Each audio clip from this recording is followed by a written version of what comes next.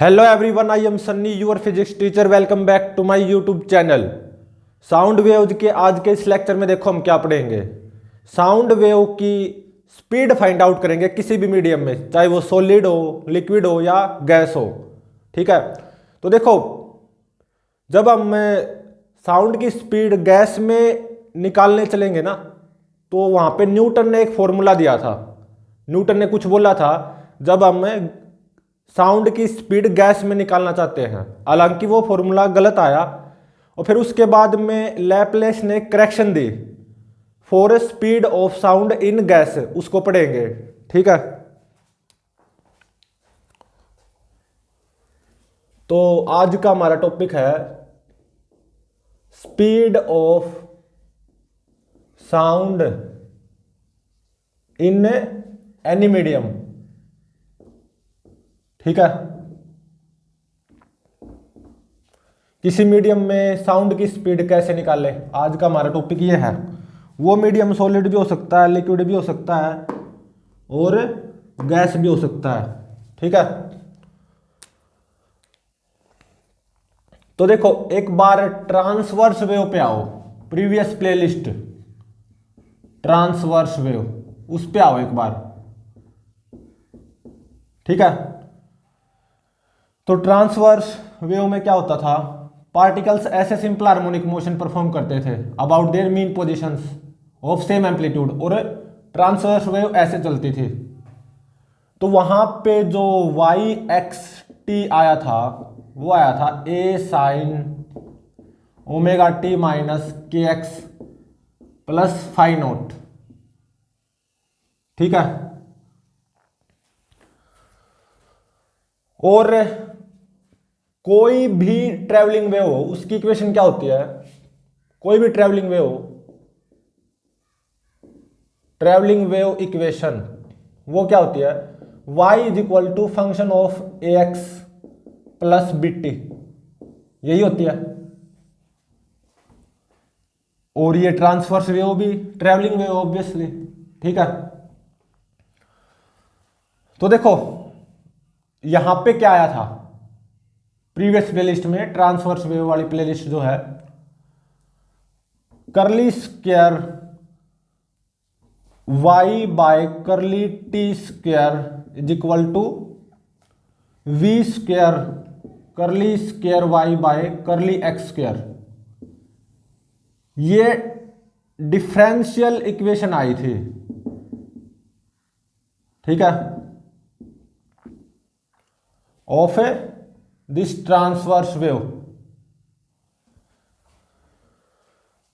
कोई भी travelling wave हो, ट्रांसवर्स वेव भी ट्रैवलिंग वेव है, उसकी जो डिफरेंशियल इक्वेशन है वो क्या आती है, यही curly square y by curly T square is equal to v square curly square y by curly x square. ये डिफरेंशियल इक्वेशन होती है कोई भी ट्रैवलिंग वेव हो, डिफरेंशियल इक्वेशन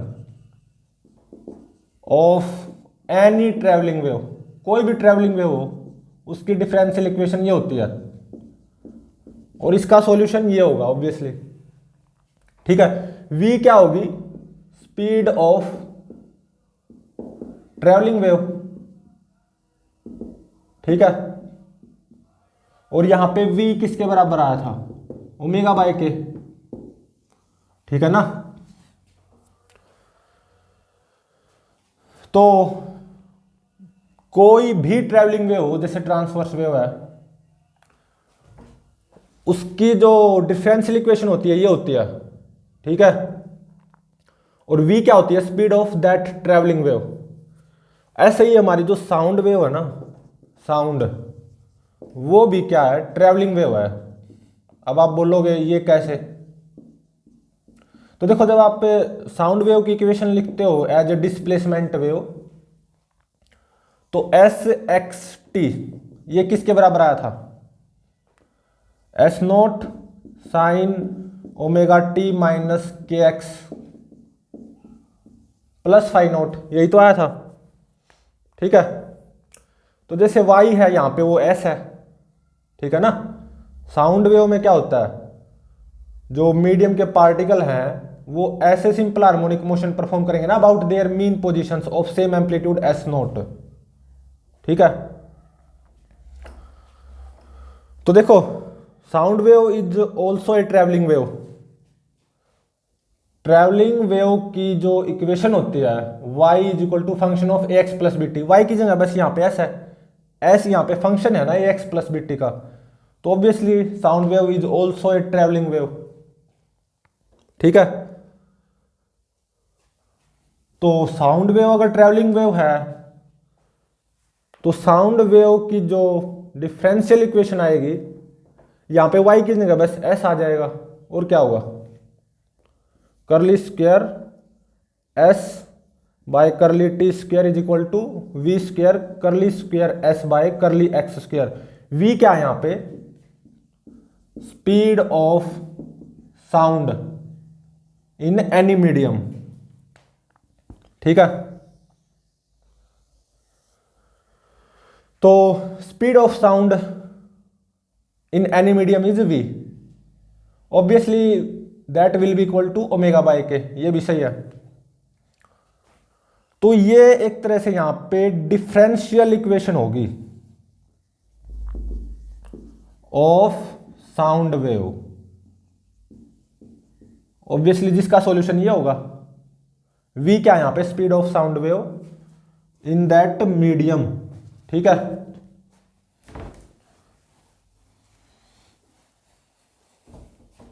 तो मेरे को ये पता चल गया कि sound wave is also a travelling wave. ठीक है। जिसकी डिफरेंशियल इक्वेशन ये होगी, v क्या होगी, speed of sound in that medium, s x t is equal to s naught sine omega t minus k x plus five naught. इसकी differential equation curly square S by curly T square is equal to v square curly square S by curly x square. ठीक है। v क्या है यहां पे, speed of sound in that medium. ठीक है।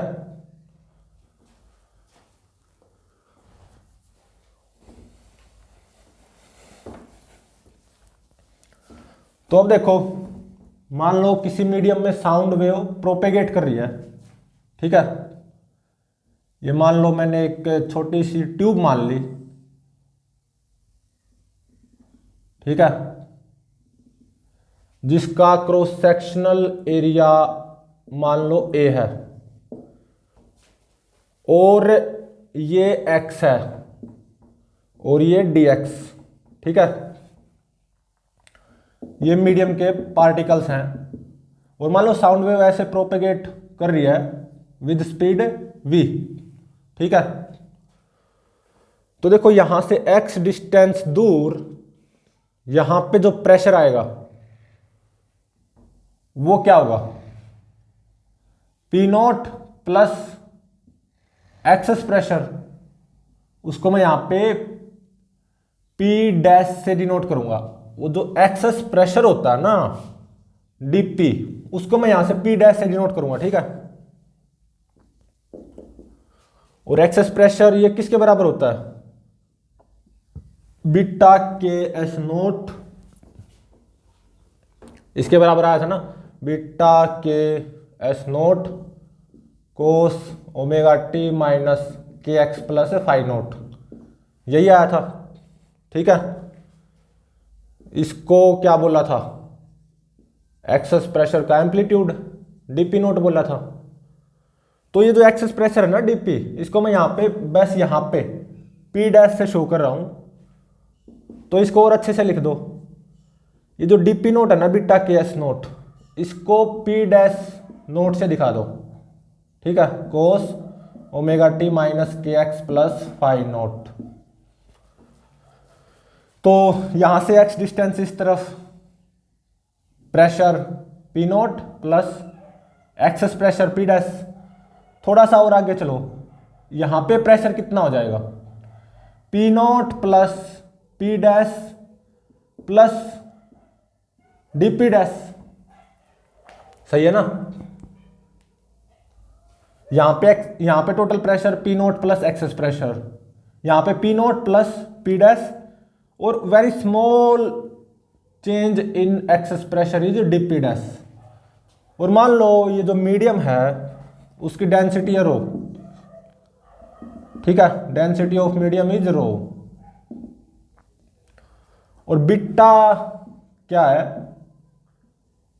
Bulk modulus of elasticity of medium, ठीक है।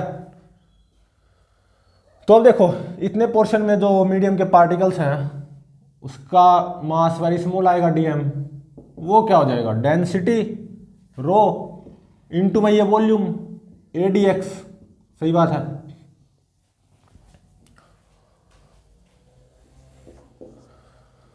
तो अब देखो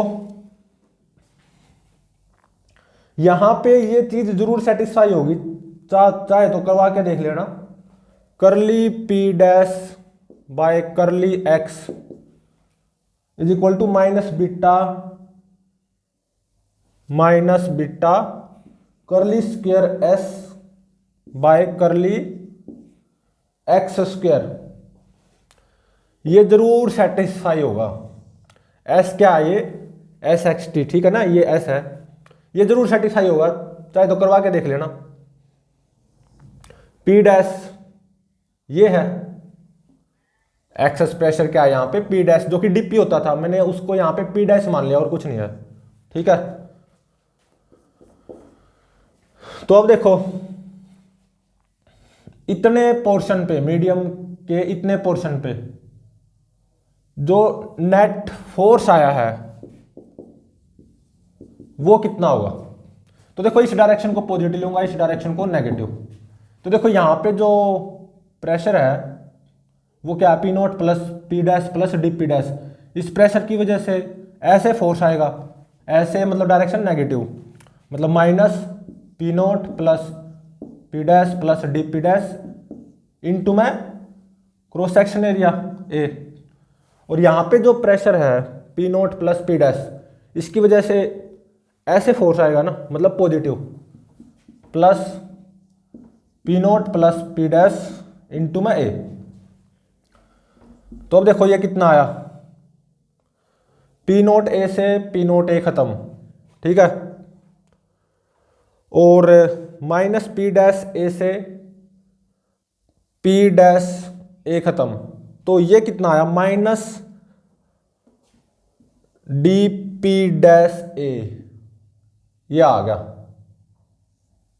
ठीक है। अब ये किसके बराबर होगा, from Newton second law of motion is equal to mass DM rho A DX into में एक्सेलरेशन, वो क्या होगा curly square S by curly T square, सही बात है, ठीक है ना। तो यहां से देखो ए से ए कैंसिल होने लग रहा है, ठीक है। तो यहां से देखो क्या आया, minus dp dash by d x is equal to rho curly square S by curly T square, ये आ गया ना। अब देखो P डैश तो x और t दोनों का फंक्शन है ना, तो dp डैश बाय dx की जगह क्या लिखना अच्छा रहेगा, बेहतर रहेगा, curly P dash by curly x। तो minus curly P dash by curly x is equal to rho curly square s by curly t square, ठीक है। अब देखो curly P dash by curly x की ये value minus beta curly square S by curly x square यहां पे put कर दो, ठीक है ना। तो क्या आ जाएगा, beta curly square S by curly x square is equal to rho क्या curly square S by curly T square. तो यहां से देखो curly square S by curly T square, ये क्या आ गया, बीटा बाय रो इनटू में करली square S by curly x square. अब है ना, इसको इससे मैच करवाओ। तो जब आप इसको इससे मैच करवाओगे तो वी स्क्वायर, ये क्या आ गया, बीटा बाय रो। तो V speed of sound in that medium, ये कितना आ गया, रूट बीटा बाय रो। ठीक है, ये फॉर्मूला निकल के आया है। ठीक है, speed of sound in that medium is V, और ये कितना आया, रूट बीटा बाय रो। और बीटा यहां पे क्या है, bulk modulus of elasticity of that medium, row density of that medium. ठीक है, तो अब देखो सॉलिड्स में भी देखो साउंड प्रोपेगेट करती है, लिक्विड में भी और गैस में भी। सबसे पहला केस नंबर आओ फॉर सॉलिड्स। ठीक है, मीडियम क्या हो, कोई भी सॉलिड, उसमें भी साउंड वेव प्रोपेगेट करेगी बिल्कुल। तो देखो सॉलिड के लिए तो जो मॉडुलस ऑफ इलास्टिसिटी होता है वो बल्क मॉडुलस ऑफ इलास्टिसिटी नहीं होता define, young modulus of elasticity होता है। तो speed of sound in solids ये कितना आ जाएगा, रूट बीटा की जगह वाई पुट कर दो, और रो की जगह रो, रो क्या, डेंसिटी ऑफ सॉलिड। यहां पे वाई क्या है, young modulus of elasticity of that solid. और ये जो वाई होता है ना, फॉर मेटल्स, मान लो सॉलिड भी क्या हो, मेटल हो कोई, for metals Y is large, काफी ज्यादा होता है। तो जो स्पीड ऑफ साउंड आएगी ना इन केस ऑफ मेटल्स वो काफी ज्यादा आएगी, speed of sound in case of metals ज्यादा आएगी। उसका जो ऑर्डर होगा ना वो कितना होता है, 5500 मीटर पर सेकंड, देख सकते हो काफी ज्यादा है। ठीक है, तो ये था फर्स्ट केस, सॉलिड्स, जब मतलब कोई भी सॉलिड मीडियम हो तो speed of sound in that solid medium will be equal to root y by rho. Y क्या, Young modulus of elasticity of that solid. और मान लो सॉलिड भी मेटल हो कोई, तो वाई क्या होता है मेटल का, काफी ज्यादा होता है। तो वाई ज्यादा होगा तो speed of sound in case of metals will be very high, और उसका ऑर्डर कितना होता है, 5500 मीटर पर सेकंड। अब आओ केस नंबर 2 में, फॉर लिक्विड्स। मान लो अब मीडियम क्या हो, कोई लिक्विड हो। ठीक है, तो देखो लिक्विड का तो बल्क मॉडुलस ऑफ इलास्टिसिटी होता है, तो speed of sound in liquid ये कितनी आ जाएगी, रूट बीटा बाय रो ही आ जाएगी। लिक्विड के लिए जो मॉडुलस ऑफ इलास्टिसिटी डिफाइन होता है ना वो bulk modulus of elasticity define होता है। तो बीटा क्या है यहाँ पे, bulk modulus of elasticity of that liquid, row density of liquid. ठीक है, और लिक्विड्स के केस में जो साउंड की स्पीड का ऑर्डर जो होगा वो 1500 मीटर पर सेकंड है। ठीक है, लिक्विड जैसे कोई वाटर हो गया जैसे, और कोई भी लिक्विड हो गया। ठीक है,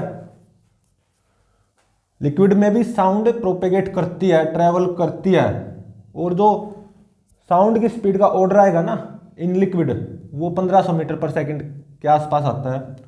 और एक बात और है, इन केस ऑफ लिक्विड से एक्सपेरिमेंटल डाटा बिल्कुल मैच करता है with theoretical value of speed of sound wave. Experimental data matched with theoretical value of speed of sound in liquids. ठीक है, तो देखो एक्सपेरिमेंटली अगर हम साउंड की स्पीड लिक्विड्स में फाइंड आउट करें वो बिल्कुल वही आएगी जो कि थ्योरेटिकल इस फॉर्मूले से आएगी, ठीक है। अब आओ केस गैसेज का। गैसेज में साउंड की स्पीड क्या होगी, फॉर्मूला यही अप्लाई होगा। अब आओ थर्ड केस गैसेज। तो न्यूटन ने फॉर्मूला दिया था, न्यूटन ने कुछ बोला था कि साउंड की स्पीड गैस में कैसे आएगी।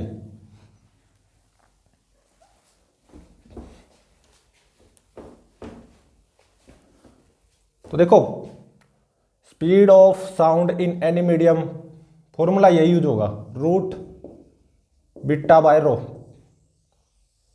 अब बात हो रही है थर्ड केस गैसेज की, ठीक है ना, speed of sound in gases, उसकी बात हो रही है। तो देखो, गैसेज के लिए जो मॉडुलस ऑफ इलास्टिसिटी डिफाइन होता है ना, वो bulk modulus of elasticity define होता है। तो गैस में अगर आप साउंड की स्पीड निकालना चाहते हो तो वो रूट बीटा बाय रो ही हो जाएगी। रो डेंसिटी ऑफ गैस हो जाएगा, beta bulk modulus of elasticity of that gas हो जाएगा, ठीक है। जब हम साउंड की स्पीड गैस में निकालने को चले ना, तो न्यूटन ने एक खास बात बताई कि क्या होता है। हालांकि वो बाद में गलत साबित हुई,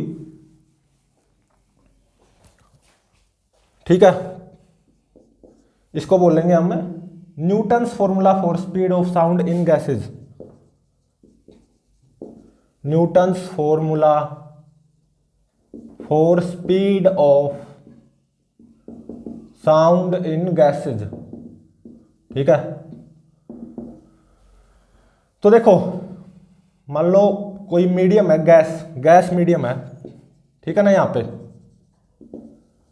उसमें से ऐसे साउंड प्रोपेगेट हो रही है, ट्रेवल हो रही है with speed v। Speed of sound in gas वो v है। मान लो यहां पे गैस है, इस गैस में से साउंड प्रोपेगेट हो रही है, ट्रेवल हो रही है इस डायरेक्शन में। तो हमें यह पता है कि अल्टरनेट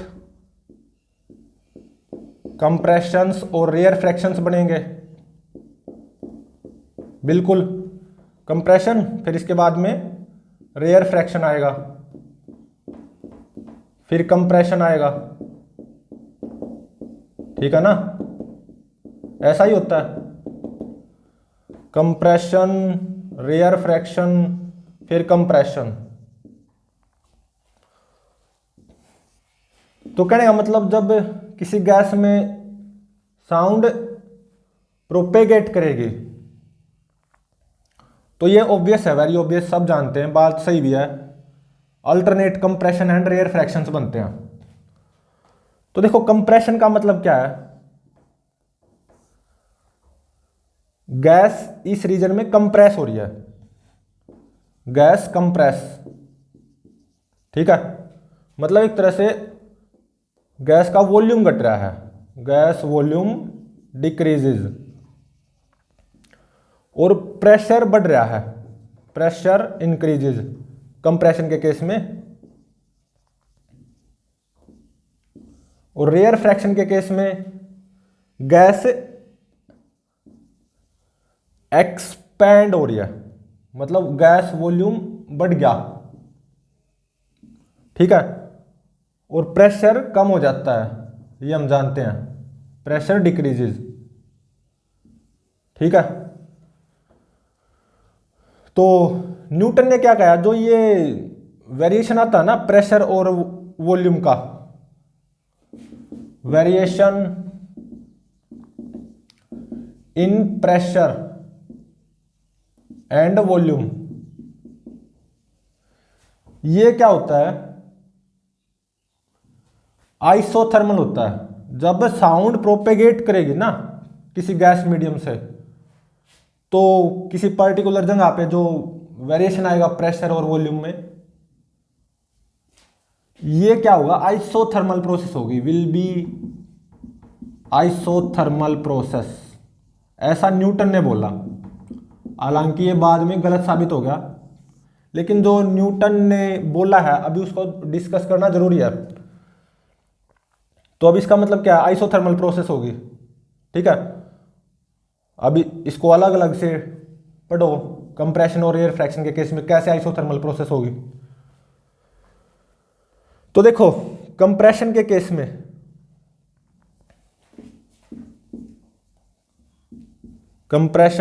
में क्या होता है, ऐसा न्यूटन ने बोला कि ये जो गैस का ये जो पोर्शन है ना कंप्रेशन वाला, जब ये कंप्रेस होगा, ये हीट ऑब्वियसली लॉस्ट करेगा to system, some heat lost करेगा सिस्टम को, नहीं सॉरी सराउंडिंग को, some heat lost to surrounding. ऐसा ही होता है ना आइसोथर्मल कंप्रेशन में,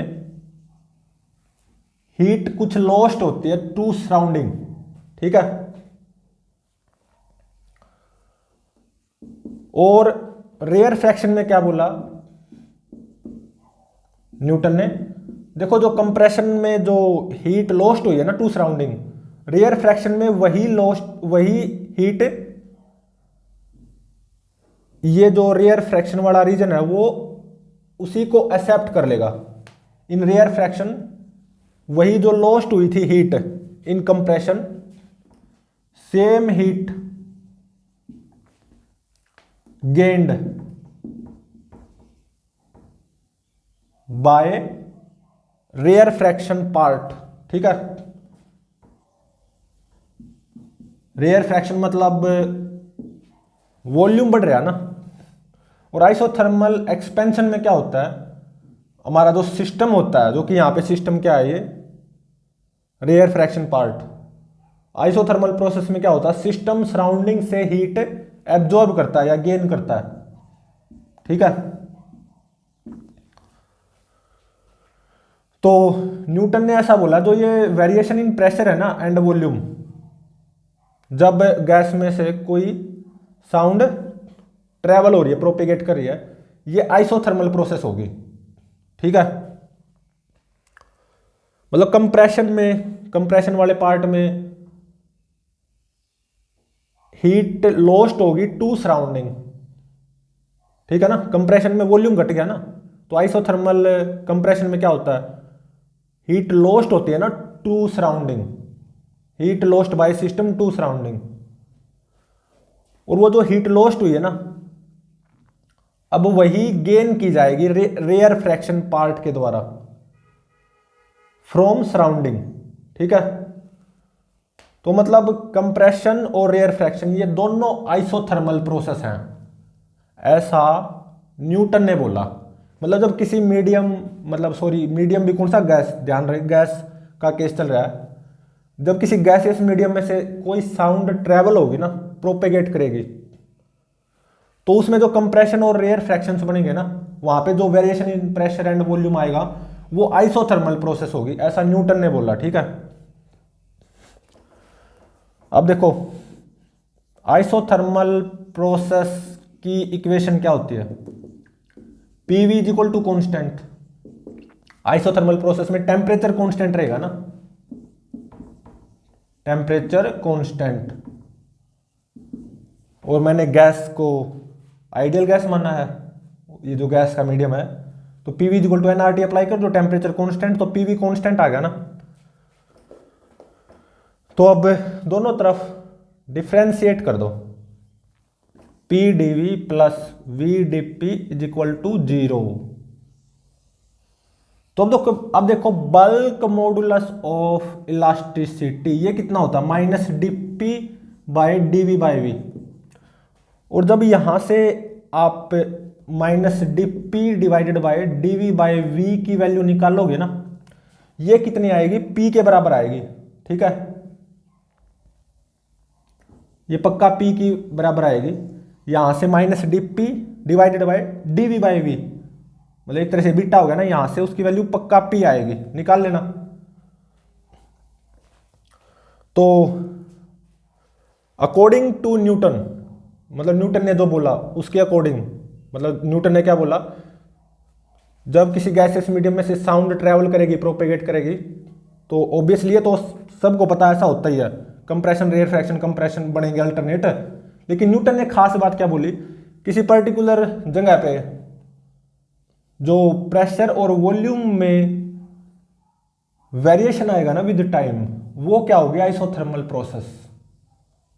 ठीक है, मतलब टेम्परेचर कांस्टेंट रहेगा, मतलब PV is equal to constant, ऐसा न्यूटन ने बोला। तो यहां से तो बीटा की वैल्यू ये कितनी आ गई, पी आ गई। तो बस बीटा की जगह पी पुट कर दो, तो speed of sound in gas according to Newton ये कितना हो गया, root P by rho. Rho क्या है, ऑब्वियसली डेंसिटी ऑफ गैस। ठीक है,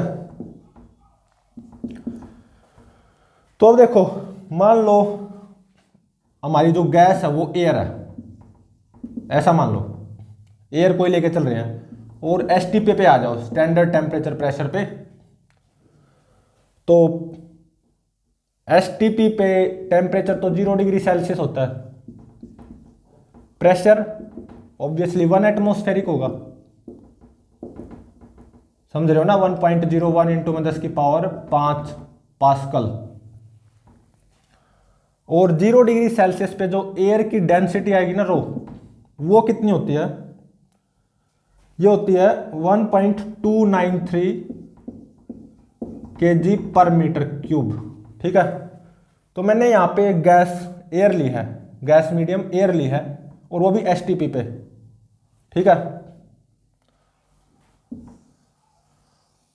तो अकॉर्डिंग टू न्यूटन ये जो एयर है इसमें साउंड की स्पीड वो क्या आएगी अकॉर्डिंग टू न्यूटन, ये न्यूटन वाला फॉर्मूला एक तरह से। अकॉर्डिंग टू न्यूटन इस एयर में से साउंड की स्पीड कितनी आएगी, root P by row. P की जगह क्या पुट कर दो, 1.01 इंटू में 10 की power 5 pascal by rho, density of air 1.293। ठीक है, तो ये कितना आ जाएगा, ये आता है 280 मीटर पर सेकंड। ये अकॉर्डिंग टू न्यूटन आया है, एयर में स्पीड ऑफ साउंड, मान लो एयर एसटीपी पे है, ये अकॉर्डिंग टू न्यूटन आया है। लेकिन इन रियलिटी एक्सपेरिमेंटली जब देखा गया ना, एक्सपेरिमेंटली जब देखा गया, मान लो एयर एसटीपी पे ही है, स्टैंडर्ड टेम्परेचर प्रेशर पे, एक्सपेरिमेंटली जो स्पीड ऑफ साउंड आई ना इन एयर, वो 280 मीटर पर सेकंड नहीं, ये आई 332 metre per second. According to Newton STP पे है अगर एयर, तो speed of sound in that air वो 280 मीटर पर सेकंड आई। लेकिन इन रियलिटी एक्सपेरिमेंटली जब एक्सपेरिमेंट करके देखा गया एयर एसटीपी पे है, तो speed of sound in air वो 332 मीटर पर सेकंड आई। ये तो बड़ा एरर आ गया ना, ये तो काफी बड़ा एरर है। ये एरर हम नेग्लेक्ट नहीं कर सकते, such a great error can not be neglected. सही बात है, ये 280 तो इसके आसपास भी नहीं है ना। तो इसका मतलब न्यूटन ने जो फॉर्मूला दिया ना for speed of sound in gases, ये गलत निकला। ठीक है, तो एक तरह से जो with time variation in pressure and volume of gas होगा वो आइसोथर्मल नहीं होगा। यहां से बात भी सिद्ध होगी क्योंकि फॉर्मूला गलत निकला ना। तो इसके लिए करेक्शन किसने दिया, लैपलेस ने। ठीक है, लैपलेस ने न्यूटन को करेक्ट किया यहां पे। अब हम लैपलेस करेक्शन को पढ़ेंगे। ये बिल्कुल सही था, लैपलेस ने यहां पे न्यूटन को करेक्ट किया और लैपलेस ने जो करेक्शन दी ना ये बिल्कुल सही निकली। ठीक है, अब हम लैपलेस करेक्शन को पढ़ेंगे। लैपलेस करेक्शन, तो देखो लैपलेस ने क्या बोला। तो देखो मान लो कोई भी गैस मीडियम है, ठीक है, जिसकी डेंसिटी है, गैस की डेंसिटी रो, और उसमें से, उस गैस मीडियम में से साउंड प्रोपेगेट हो रही है मान लो, और साउंड की स्पीड है v। ठीक है, तो ये तो हमें पता ही है, alternate compressions and rarefaction बनेंगे, इसमें तो कोई डाउट नहीं है। कंप्रेशन फिर आएगा रेयर फ्रैक्शन। ठीक है,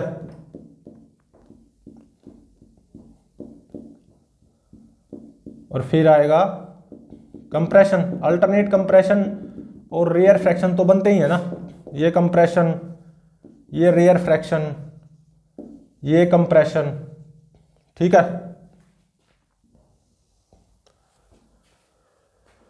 तो लैपलेस ने क्या बोला, जब किसी गैस मीडियम में से साउंड प्रोपेगेट होगी ना, तो किसी पर्टिकुलर जगह पे जो विद टाइम प्रेशर और वॉल्यूम में जो वेरिएशन आएगा, variation in pressure and volume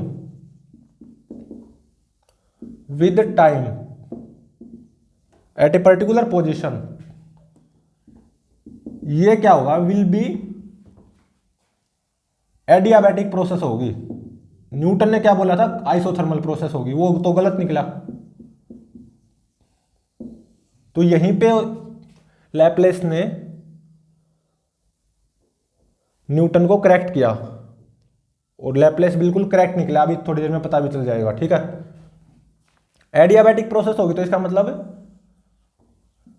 कोई हीट ना तो सराउंडिंग से सिस्टम में एंटर करेगी और ना सिस्टम से सराउंडिंग में जाएगी। ठीक है, no heat exchange, adiabatic process यही तो होती है, no heat exchange between system and surrounding.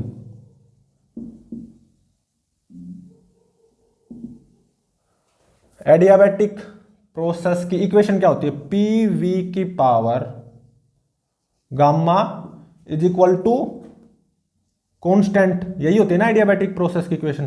ध्यान रहे यहां पे ये जो गामा है ना, ये कोई यंग मॉडुलस नहीं है, ये वही है सीपी बाय सीवी, समझ रहे हो ना, थर्मोडायनेमिक्स में पढ़ा था। Molar specific heat at constant pressure divided by molar specific heat at constant volume, ये वाला वो गामा है। ठीक है, तो अब दोनों तरफ डिफरेंशिएट कर दो, गामा वी की पावर गामा -1, ठीक है, इंटू में पी डीवी प्लस वी की power gamma DP is equal to 0। ठीक है,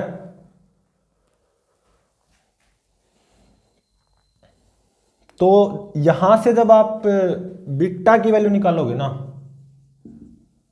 ऑब्वियसली बीटा किसके बराबर होगा, माइनस डीपी बाय में डीवी बाय वी, और यहां से जब minus DP by DV by V की वैल्यू निकालोगे ना, ये कितनी आएगी, ये आएगी गामा पी के बराबर। ठीक है, यहां से जब आप माइनस डीपी बाय में डीवी बाय वी की वैल्यू निकालोगे, मतलब बीटा निकल के आएगा, यहां से कितना आएगा, गामा पी। ठीक है, तो इस फॉर्मूले का तो यूज होना ही है। तो speed of sound in any gaseous medium will be equal to root beta by rho, और अकॉर्डिंग टू लैपलेस जो बल्क मॉडुलस ऑफ इलास्टिसिटी होगा बीटा, वो गामा पी आएगा, और बाय में रो, रो क्या है यहां पे, डेंसिटी ऑफ गैस।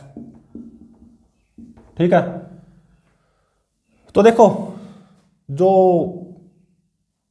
न्यूटन ने साउंड की स्पीड का फॉर्मूला दिया इन गैसेज, जो कि गलत निकला था, वहां पे बस ये गामा नहीं था, रूट पी बाय रो था। लैपलेस ने न्यूटन को करेक्ट किया, और जो ये लैपलेस वाला जो फॉर्मूला है ना for speed of sound in gas, यहां पे गामा एडिशनल आ गया, ठीक है। तो speed of sound in gas according to Laplace ये होगा, ठीक है। तो अब आओ at STP, standard temperature pressure पे, और गैस क्या लो, एयर को ले एज ए गैस में, ठीक है। एज ए मीडियम में यहाँ पे एयर को ले रहा हूँ, और वो भी एसटीपी पे। तो एसटीपी पे क्या होता है, टेम्परेचर तो 0 डिग्री सेल्सियस और प्रेशर 1 एटमॉस्फेरिक, 1.01 इंटू 10⁵ पास्कल। और जो गामा ऑफ एयर होता है ना, गामा ऑफ एयर मतलब CP/CV ऑफ एयर, ये 1.41 होता है, इसको याद रखना, ठीक है। और एसटीपी पे जो एयर की डेंसिटी आएगी ये कितनी होगी, 1.293 kg पर मीटर क्यूब। अब निकालो एसटीपी पे speed of sound in air by using this formula, ये लैपलेस वाला फॉर्मूला है। Root gamma 1.41 P 1 atmospheric 1.01 into 10⁵ pascal divided by rho 1.293 kg per metre cube. Obviously ये मीटर पर सेकंड में आएगा, और ये आया 331.5 मीटर पर सेकंड। और देखो एट एसटीपी एक्सपेरिमेंटली मतलब इन रियलिटी, और मीडियम क्या है, एयर। तो जो एसटीपी पे speed of sound in air वो कितना होता है, 332 मीटर पर सेकंड। 331.5 इसके बेहद नजदीक है ना, वेरी वेरी क्लोज। ये तो बहुत बहुत बहुत कम एरर है। तो यहां से हमें ये पता चला जो लैपलेस ने बोला है ना, मतलब ये लैपलेस ने जो फॉर्मूला दिया है speed of sound in gas, ये बिल्कुल सही है, ये बिल्कुल करेक्ट फॉर्मूला है, ऐसा हम बोल सकते हैं, ठीक है। 99.99% करेक्ट फॉर्मूला है ये, क्योंकि 331.5 काफी नजदीक है ना 332 के। तो अब देखो एट एनटीपी पे आओ, अगेन जो मीडियम है गैसेज मीडियम वो एयर। एनटीपी पे टेम्परेचर कितना होता है, 20 degree Celsius, pressure 1 atmospheric 1.01 into 10⁵ pascal, ठीक है।